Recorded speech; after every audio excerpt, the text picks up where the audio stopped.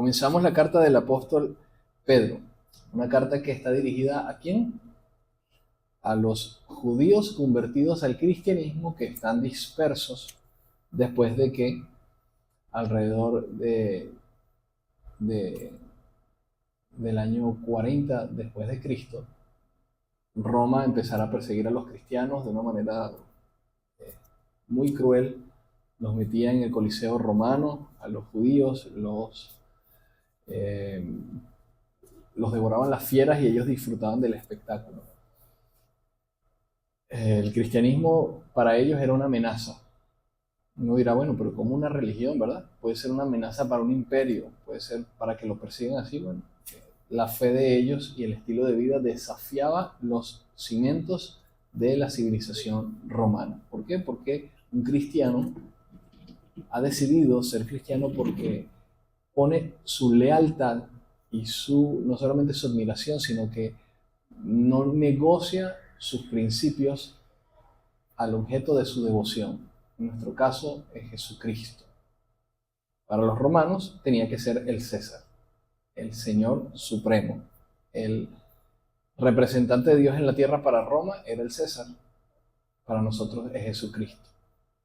No importa en la sociedad o en la época en la que nos encontremos, siempre el mundo va a apuntar a mirar a alguien. Pero los cristianos no tenemos que hacernos preguntas de hacia quién mirar, ya sabemos a quién mirar es a Cristo.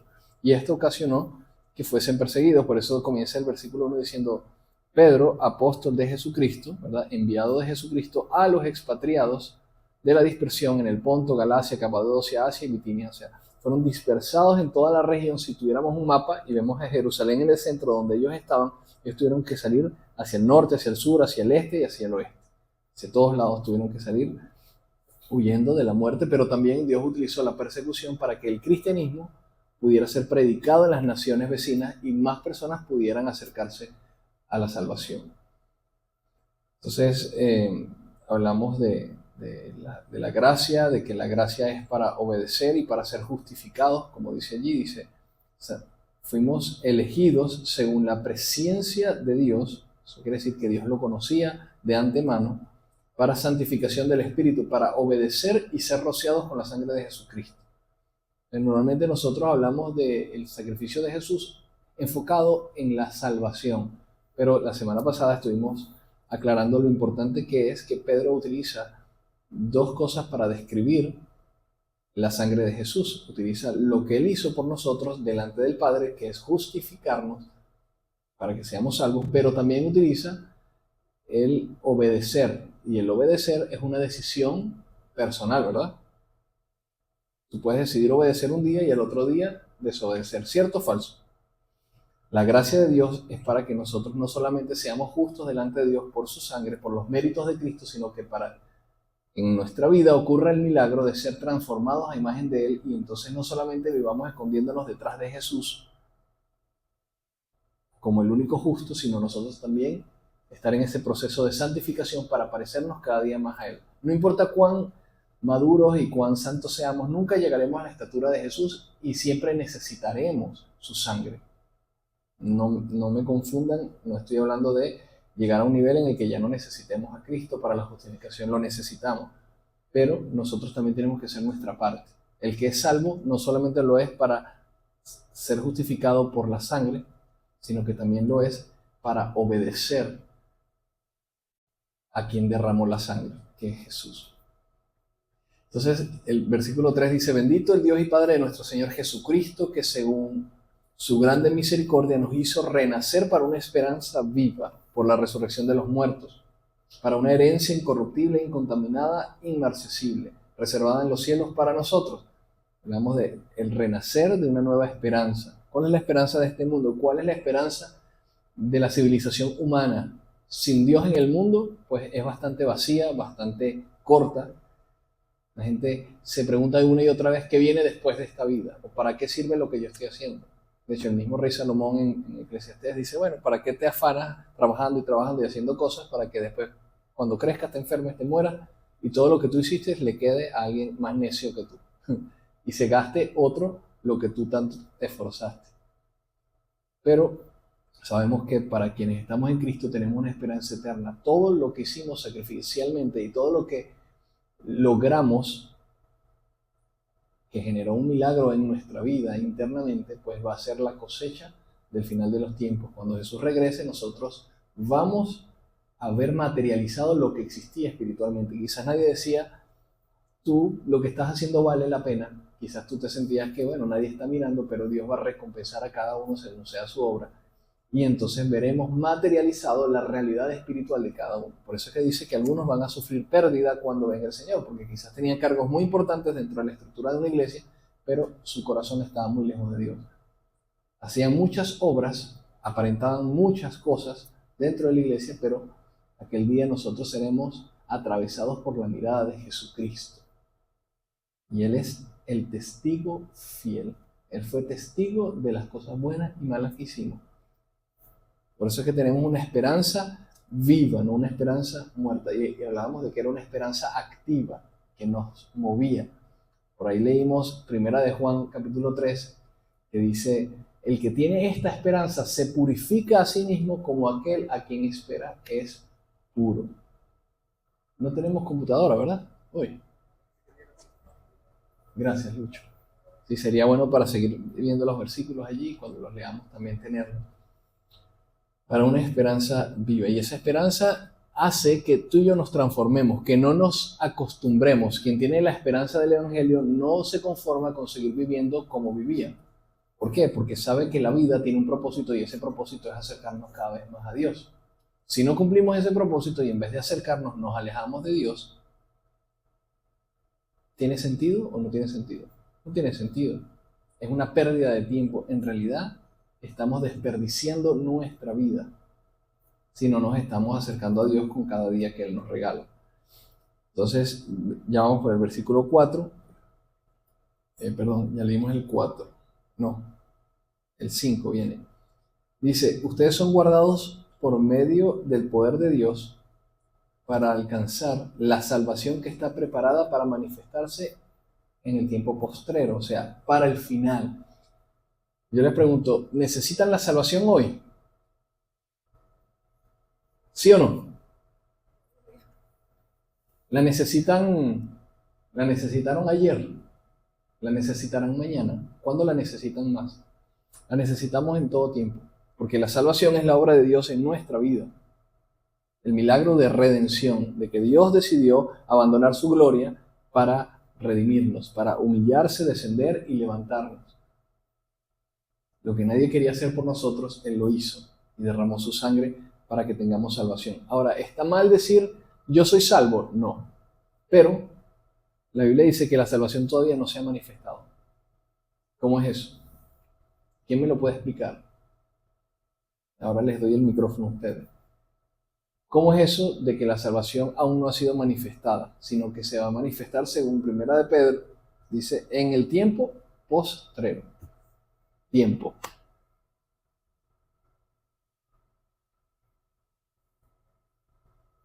¿Por qué 1 de Pedro 1.5 dice eso?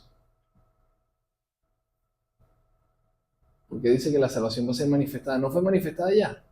¿No apareció Jesucristo, murió en la cruz, resucitó, ascendió a los cielos? ¿De qué está hablando Pedro? La veremos realidad cuando Cristo venga. La veremos realidad cuando Cristo venga. Ok, ¿cómo es eso? Un hecho, como algo realmente, algo que Un suceda hecho, físicamente. algo que puedes ver físicamente, ok. ¿Y cómo sería más o menos? ¿Cómo se traduce eso?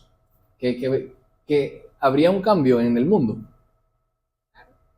Ajá, pero claro, explícame cuál es ese cambio. Bueno, cuerpos glorificados, ya Cristo Ok, reinando en la ok. tierra. Va a haber una transformación visible donde va a haber cuerpo glorificado. ¿Qué significa un cuerpo glorificado? No va a ser esto que se muere, No va a morir, no va a morir. no se va a Va a ser enfermar, eterno. va a ser eterno. ¿Por qué va a ser eterno? Porque Dios va a reinar eternamente. Porque se elimina la corrupción. Ya no vamos a poder pecar. Ya va, ¿y cómo es eso? Obviamente no vamos a querer pecar y por eso no vamos a pecar.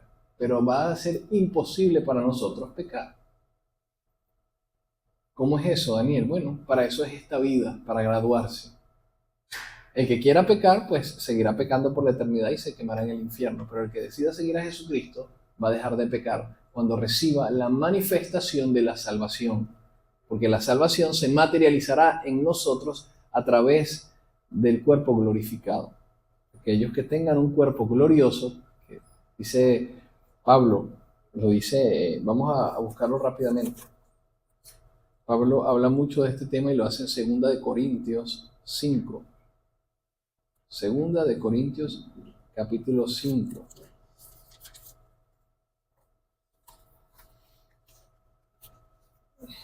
Damos un chancecito para buscarlo ahí. Capítulo 5, versículo, del 1 en adelante. 2 de Corintios 5. Dice, porque si nuestra morada terrestre, cuando habla de morada terrestre, ¿de qué está hablando? De nuestro cuerpo, no de nuestra casita, o de nuestro apartamento, o del lugar donde vivamos. Nuestra morada terrestre, ¿qué somos nosotros los seres humanos? Espíritu, alma y cuerpo. ¿Qué es el cuerpo? Los dedos, las uñas, el pelo. ¿Todos son iguales? No. Cada uno es diferente. ¿Y cómo es de creativo Dios para hacer a cada ser humano diferente? Dicen los estudiosos que hay alrededor de 8 billones de seres humanos con vida. Y todos son diferentes. Quizás algunos se parecen un poquito. Incluso los que son gemelos o gemelas tienen pequeñas diferencias. La huella digital es distinta, no se puede igualar la una que la otra. Igualmente el iris del ojo es distinto. Todos sabemos lo que es el cuerpo. ¿Qué es el alma? Apréndase esto. El alma es el asiento de la voluntad humana. La voluntad es la capacidad de tomar decisiones. Queremos, no queremos, me gusta, no me gusta, eso lo decidimos porque tenemos voluntad. El alma es el asiento de la voluntad humana. Comprende la mente y las emociones. ¿Tienes alma? Todos tenemos alma. Dios anhela nuestra alma celosamente. ¿Saben quién más quiere su alma? El diablo. El diablo desea su alma, quiere destruirlo. Por eso quiere dañar sus emociones, dañar su mente, sus pensamientos. La mente, el alma es el campo de batalla. En el alma es donde yo decido quién soy y quién no soy. En el alma es donde se libran las batallas más fuertes. Porque quien logra vencer ahí determinará quién tú vas a ser. ¿Le das espacio a Dios y a su Espíritu Santo o al enemigo con sus pensamientos y al mundo con sus presiones? Tú decides. Por eso es que ese es el alma. Y el espíritu, que es la capacidad de conectarse con Dios, de tener comunión con Él. Por eso muchas veces nuestra comunión con Dios excede nuestro entendimiento. No podemos entender lo que estamos sintiendo ni por qué, pero estamos en la presencia de Dios y empezamos a llorar. Nos sentimos conmovidos. De repente estamos en un momento donde estamos orando y sentimos valentía y no sabemos de dónde viene, pero sentimos, es Dios. Dios está dándome valentía en medio de este momento. Dios está dándome un celo, un deseo por santidad, por pureza, por buscarlo más, por dejar estas amistades, por dejar estos grupos, por tomar decisiones radicales. Eso ocurre porque tenemos un espíritu que está dormido en aquellos que no conocen a Jesús, pero que cuando nosotros recibimos al Señor, somos parte de la iglesia, le envía a su Espíritu Santo para que nuestro espíritu renazca, para que despierte nuestro espíritu. Y una vez que despierta, la comunión entre Dios, por medio de su Espíritu Santo, y el espíritu humano se restablece y puede haber interacción, puede haber comunicación. Dios puede hablarnos y ahí es donde podemos decir somos hijos de Dios y Él es nuestro Padre. Dice Romanos 8, por el Espíritu clamamos Abba, Padre. ¿Okay? Espíritu, alma y cuerpo. Y lo digo en ese orden, espíritu, alma y cuerpo, porque es en orden de prioridad. Este mundo va en las prioridades al revés. Todo es el cuerpo, después las emociones, las sensaciones y de último, bueno, a ver si tienes un espíritu. Pero va enfocado en el cuerpo, en la vanidad, en lo que ven los ojos, en las apariencias, Dios es espíritu, alma y cuerpo. Y de esa manera tenemos que buscarlo con todo nuestro ser. Pero este cuerpo, ¿verdad? Material, algún día va a desaparecer, porque este cuerpo que tenemos hoy en día es una consecuencia del pecado en la humanidad. Por eso nos enfermamos, por eso morimos. Dios no nos creó para enfermar y morir, pero el pecado gobierna el mundo del cuerpo. ¿Hasta cuándo? Hasta que Jesús regrese. Y por eso podemos decir lo que dice aquí. Vamos a ver. Porque sabemos, gracias Lucho por saltar hasta allá, hasta Romanos. Segunda de Corintios 5 dice, porque sabemos que si nuestra morada terrestre, este tabernáculo se deshiciere, Segunda de Corintios 5:1, se deshiciere, tenemos en Dios un edificio, una casa no hecha de manos, eterna en los cielos. Entonces por eso mucha gente lee este versículo y dice, bueno, Dios me tiene una casa, un ranchito. No, Dios no hace ranchito. Me tiene un apartamento, me tiene, ¿verdad? Porque aquí habla de edificio, de lo que está queriendo decir, porque en esa época no existían los edificios como los conocemos hoy en día. Está hablando de que Dios tiene algo para cuando este cuerpo se deshaga, algo que lo reemplace. Dice, por esto también gemimos deseando ser revestidos de aquella nuestra habitación celestial. Este cuerpo es como una habitación. Tenemos que cuidarla, tenemos que amarla también. Pero no podemos vivir solamente para el cuerpo. Tenemos que hacer que el cuerpo sirva al espíritu. Dice el verso 3. Pues así seremos hallados vestidos y no desnudos. Y aquí comienza a contestar Pablo una gran pregunta desde los días de Adán en el Edén. ¿Cómo es eso de que Adán y Eva andaban desnudos y que andaban escondiéndose y entendieron que estaban desnudos? ¿A qué se refería? Porque aquí Pablo no se está refiriendo a ausencia de ropa, de textil. Se está refiriendo a que un alma y un espíritu sin un cuerpo está desnudo. Y para los teólogos, yo también pienso esto, lo que ocurrió en el Edén fue que Adán y Eva se dieron cuenta de que no tenían cuerpo. En el Edén eran un espíritu y un alma pura. En el Edén, al pecar, Dios tiene que hacer algo y evita que ese espíritu y esa alma pura que se corrompieron por el pecado entre en contacto con el árbol de la vida y vivan para siempre corrompidos. Entonces los saca del jardín del Edén y lejos del jardín del Edén les da, dice la Biblia, que les hizo pieles. Entonces la gente cree, bueno, los vistió, les puso un taparrabo. No, les dio cuerpos para que pudieran moverse y para que pudieran peregrinar en esta vida hasta encontrarse con la salvación que ya él mismo había pensado enviar a la tierra por medio de su Hijo Jesús, para que fuésemos redimidos y pasáramos de un cuerpo corrompido por el pecado a un cuerpo reconciliado con Dios, glorificado por la eternidad. ¿Ok? ¿Lo habían entendido así? ¿Lo habían visto?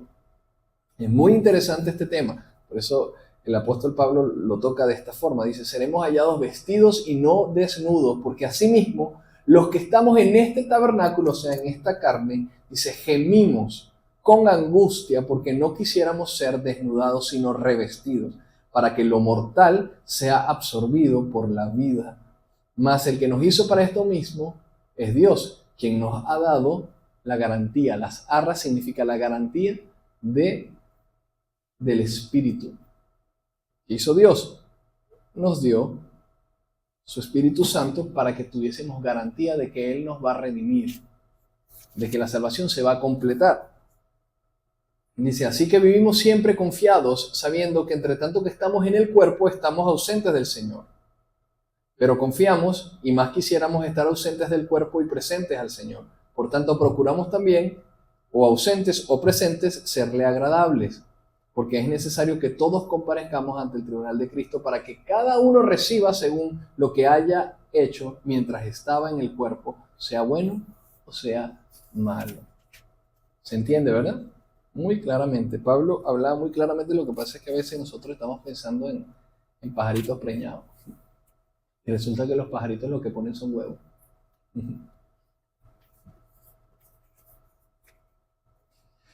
Vean lo que dice Efesios 1.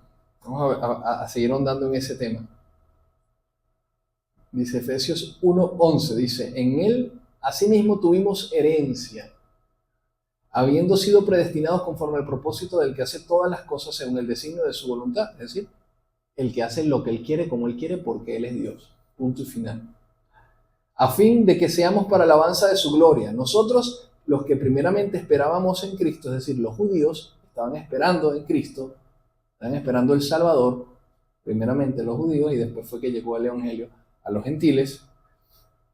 Dice, esperábamos en Cristo, en Él también vosotros, quienes los que vivían en Éfeso, una comunidad que era, hoy en día es Turquía, es Asia Menor, eran asiáticos, ellos también se convirtieron, dice, en Él también vosotros, habiendo oído la palabra de verdad del Evangelio de vuestra salvación y habiendo creído en Él, fuisteis sellados con el Espíritu Santo de la promesa, que es las arras, o sea, es la garantía de nuestra herencia hasta la redención de la posesión adquirida para la alabanza de su gloria. ¿Qué es la redención de la posesión adquirida? ¿Quién es esa posesión adquirida? Tú y yo, si es que hemos reconocido a Jesús como nuestro Salvador y como nuestro Señor, y vivimos con Él como nuestro Señor. Somos posesión de Dios, le pertenecemos a Él. Redención de la posesión adquirida, es decir, nosotros que somos la posesión que Dios adquirió, necesita redimirse. Y por eso Dios envía a Jesús, su sangre, y nos da su Espíritu Santo para redimirnos, santificarnos y lograr que nosotros nos parezcamos más a Jesús para el momento en el que Él regrese. Se materialice lo que Él hizo en nuestra vida. Si yo no lo dejé trabajar, seguramente me voy a avergonzar en ese día, porque viví de las apariencias, de la religión, o como que no me importaba. Pero si realmente yo busqué a Dios y le permití al Espíritu Santo santificarme y tomé decisiones buenas para acercarme a Dios en mi vida, ese día, así como yo glorifiqué a Dios en mi vida, Dios me va a glorificar dándome un cuerpo nuevo. Porque soy la redención, soy la posesión adquirida que ha sido redimida. Cristo es la redención. ¿Se entiende? Todo está claro y raspado. Vamos a continuar con el siguiente pasaje porque todo esto es con el tema de la salvación. Entonces la salvación es un tema escatológico, es un tema que todavía va a materializarse. ¿Somos salvos? Sí. ¿Estamos siendo salvados? También. Pero seremos salvos cuando se manifieste Jesucristo. Ahí es donde veremos. Y la gente dirá, oye, como que sí valió la pena todo lo que hiciste y todo lo que sacrificaste y lo que buscaste. Por ahora la gente dirá, no vale, pero vive tu vida como tú quieras. Total. ¿Importa? Claro que importa. Claro que importa. Y un día nadie podrá negarlo y todos recibirán lo bueno o lo malo que hicieron. Entonces, con eso terminamos el versículo 5. Dice el 6, en lo cual vosotros os alegráis, aunque ahora por poco tiempo, si es necesario, tengáis que ser afligidos en diversas pruebas. Hablamos de lo importante que es asimilar las pruebas como algo necesario, no como un accidente. Bueno, Dios permitió que, o no me pudo salvar de que yo sufriera esto, no. Todo tiene un porqué y todo lo que sucede es necesario para que se cumpla el propósito de Dios. Por más crudo y difícil que sea, el propósito de Dios sortea todas las dificultades que pudimos haber enfrentado para redimir todas esas vivencias y hacer de nosotros una mejor expresión como seres humanos y que podamos acercarnos a Él. Si triunfamos, si prosperamos, si quedamos en bancarrota, si fracasamos, todas esas situaciones, dice la Biblia, que a los que aman a Dios todas las cosas ayuden a bien, a los que conforme a su propósito han sido llamados. Todo tiene un porqué y un para qué en Dios. Ahora, si no estoy en Dios, bueno, quizás estás perdiendo bastante tiempo y no hay mucho propósito en lo que estás haciendo. Pero en Cristo sí lo hay. Y las aflicciones son necesarias. Dice, tengas que ser afligido por diversas pruebas. O sea, no afligido un poquito y por algo, no, diversas pruebas. De diferente índole, diferentes frentes, diferentes situaciones. Aflicciones que van a tratar tu carácter, tu corazón, y que te van a permitir a ti purgar el pecado que hay dentro para crecer, para madurar y para vencer este sistema corrompido. Fíjense la prueba que dice aquí, dice, la analogía que hace la Biblia en el verso 7 es muy hermoso, dice, para que sometida a prueba vuestra fe, o sea, su fe, ¿creen en Dios? Ok, esa fe tiene que ser probada. Si es de verdad, ¿dónde están las pruebas? Bueno, las pruebas vienen para demostrar si es o no es fe. Dice, sometida a prueba vuestra fe, mucho más preciosa que el oro. La compara con el oro. ¿Existe algún metal más precioso que el oro? No, ¿verdad? Desde los días de los apóstoles no existía y todavía no existe un metal más precioso que el oro. El oro. ¿Pero qué sucede con el oro? Bueno, miren lo que dice aquí. El cual, aunque es perecedero, ¿verdad? Aunque el oro no nos lo vamos a llevar para el cielo, porque Dios tiene muchísimo más. El oro en el cielo es el pavimento de las calles. ¿Sabía eso? Dice la Biblia en Apocalipsis que las calles son de oro y el mar es de cristal. O sea, así como vemos el asfalto en las calles. El asfalto está en las calles porque no tiene valor. ¿Usted se imagina una calle de oro? Vería la gente, los delincuentes rompiendo el oro para sacar pedazos y poderlo vender y ganar dinero porque es muy valioso. No es para el piso. ¿Para qué es el oro? Bueno, para prendas. Se usa en medidas pequeñas, anillos, cosas, relojes, cosas importantes. A no ser que vayas a Emiratos Árabes y veas a esos jeques haciéndose un Ferrari de oro puro. Esa gente loca. Existe gente con tanto dinero que no hayan que gastarlo y piden que le hagan un carro de oro. Eso existe. Pero ni él tiene la mitad de lo que Dios tiene.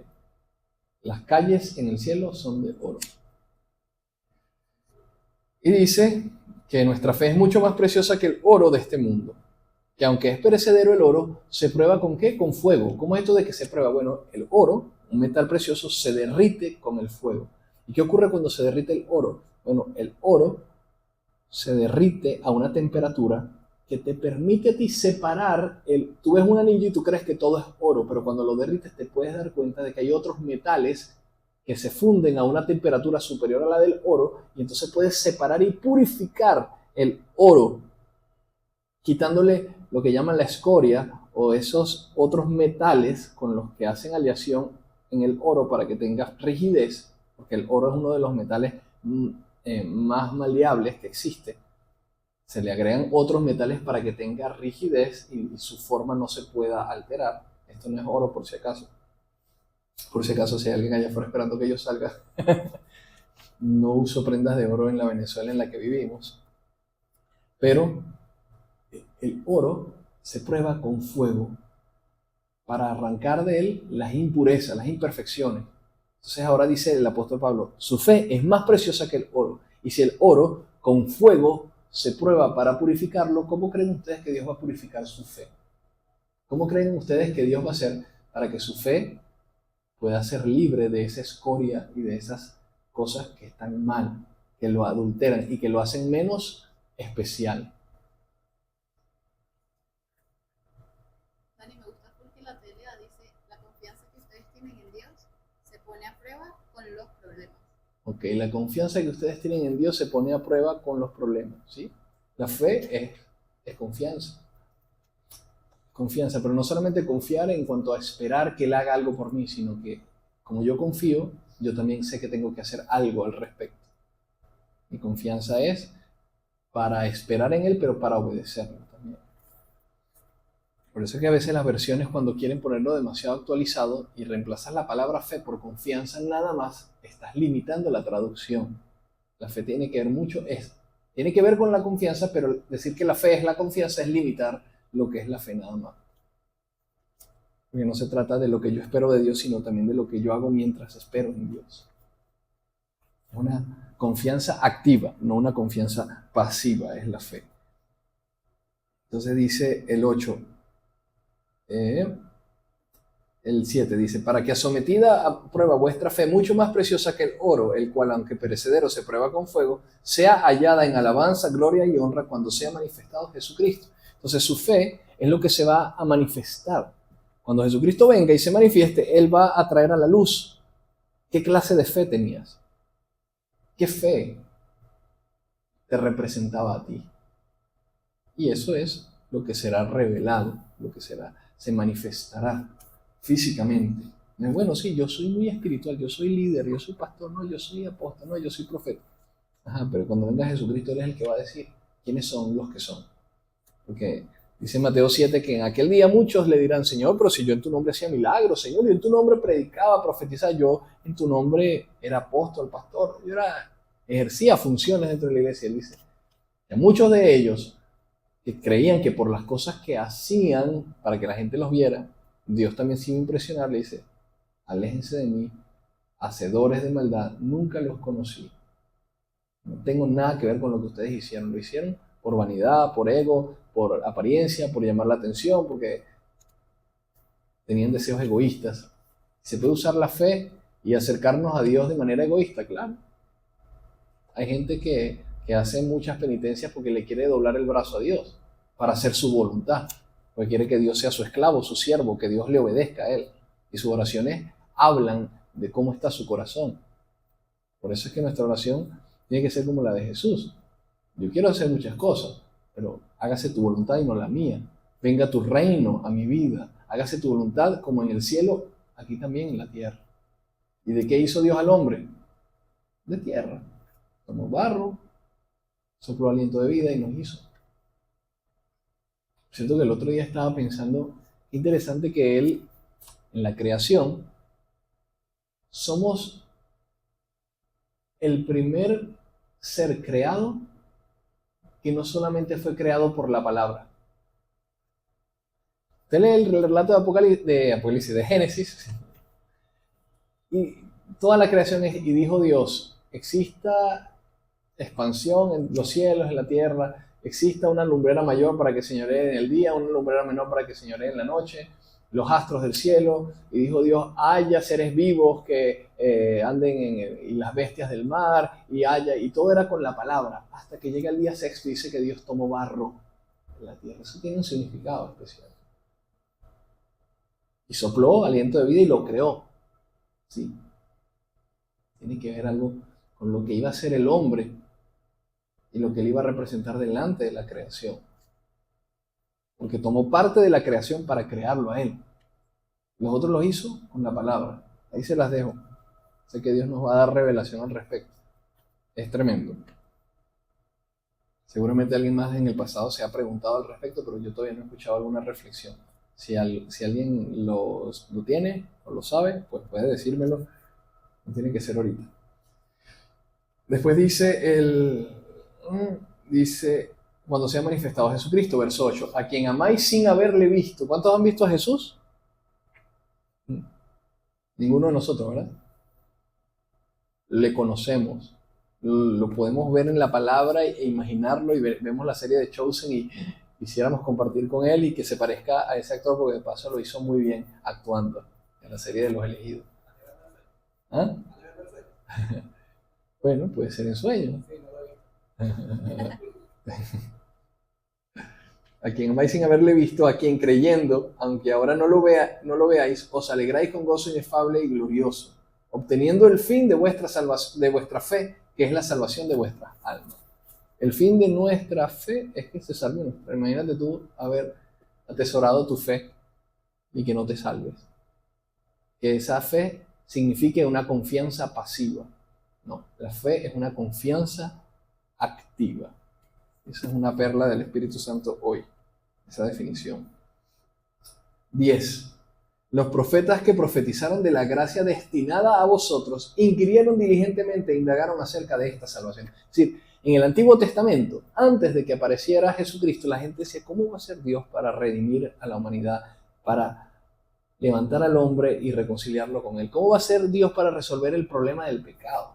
Porque ellos hacían sacrificios constantemente para para expiar su pecado, para limpiarse, pero eran imperfectos. ¿Cómo va a ser Dios para resolver? Entonces dice aquí, los que estaban antes que ustedes inquirieron diligentemente, profetizaron acerca de esto, pero no lo entendieron, indagaron acerca de esta salvación, escudriñando qué persona y qué tiempo indicaba el Espíritu de Cristo que estaba en ellos, el cual anunciaba de antemano los sufrimientos de Cristo y las glorias que vendrían tras ellos. Es decir, diciendo el apóstol Pedro, en el Antiguo Testamento todos hablaron de Cristo, directa o indirectamente, hablando de lo que iba a ser esta salvación. Ellos querían saber, querían entenderla, como tú y yo tenemos hoy el privilegio de tener la historia casi completa.